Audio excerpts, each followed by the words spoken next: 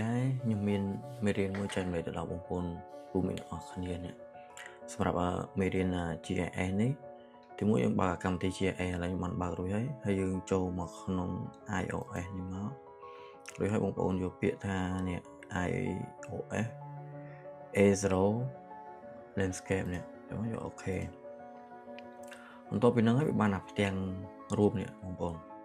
ដល់ពេលបានផ្ទាំងរូបហ្នឹងហើយបងប្អូនចូលពាក្យថា window នេះមក window មកcatalog បងប្អូនយកពាក្យថា catalog នេះមកវាចេញឲ្យនេះចែកការ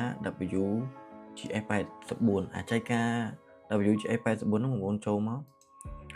អាហ្នឹងខ្ញុំបានបញ្ចូលទុកនៅក្នុងហ្នឹងហើយនេះតោះមកចែកការឥឡូវបងប្អូនចូលមកបន្តមកទៀតបងប្អូនរើសទីតាំងណាមួយដែលបងប្អូនចង់បានទីតាំងនេះគឺនៅក្នុង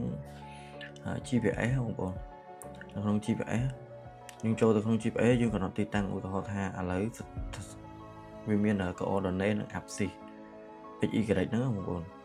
យើងយកមកនេះឧទាហរណ៍ថាឥឡូវបងប្អូនចង់បានទីតាំងណាមួយ5932 ហ្នឹងទីតាំងនឹងមួយមក